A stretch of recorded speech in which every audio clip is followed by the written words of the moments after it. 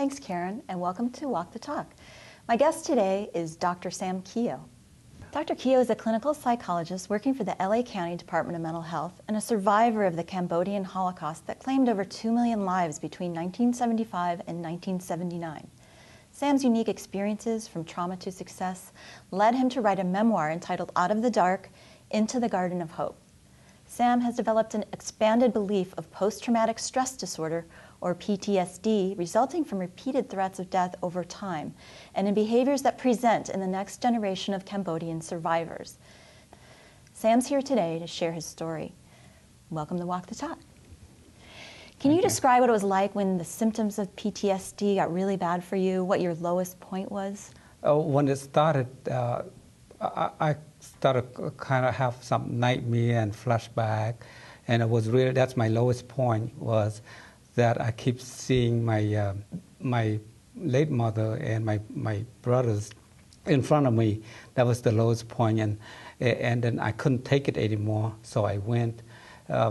I drove off and was gonna draw off the cliff. So, just try to try to end the suffering. Mm-hmm. But that was the lowest point, and I was lucky that the little voice in my head said that, "Don't do it. You need to give yourself a chance for treatment."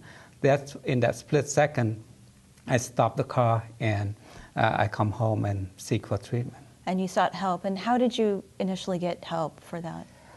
First of all, it's like I was afraid because of stigma, because I am a mental health professional. I treat other people. You're a licensed psychologist. Yes, and it was like to go and tell people that I have mental health problem.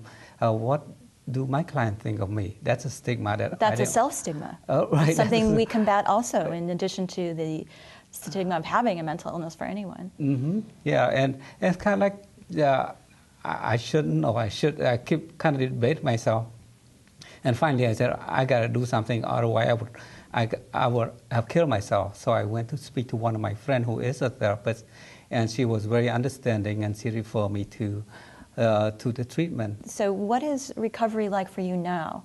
And how do you handle things when they come up, maybe when things get very stressful for you? I always have somebody that I could trust and speak to. Does your family help you when things get tough, like when things get stressful for you? Yeah, I'm thankful to God. All my family went through a similar ordeal, so they know how hard it is to go through the flashback, the nightmare, and they're really understanding. They're kind of really supportive. Yeah, I mean, yours is a sort of a different kind of PTSD. We normally think of it as one incident that is traumatizing to someone. Mm-hmm. But in your case, and your family's and all the refugees' case, it was being threatened with death on a daily basis over a 4-year period. And also now we're seeing different generation of Cambodian refugees, like their children are coming up with secondary PTSD. Can you talk about that a little bit? Our trauma is every day for, we live like facing death every day for the last 4 years during the Khmer Rouge.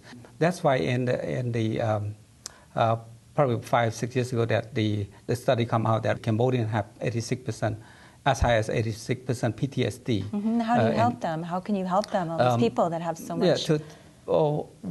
I have to put myself in their shoe, which I can do it very well because I was there, and talking to them and restoring hope, talking about you are here now, you're safe, and work with them to assure their safety, and that they're not here anymore. The killer is not here anymore. The problem with that, so many Cambodians that have PTSD, it passed on to their kid because, like you said earlier, kids live with the parents who have emotional problem for all their lives since the kid was born. So they're not handling it, so the problems are passed on to their children. Yeah, the problem will pass on to the children. We use that the researchers and some of us who found we call an intergenerational transmission of trauma being passed on to children. Right. So if it's really important to resolve these issues so that you don't pass it on to another generation, and for those people, of course, as well.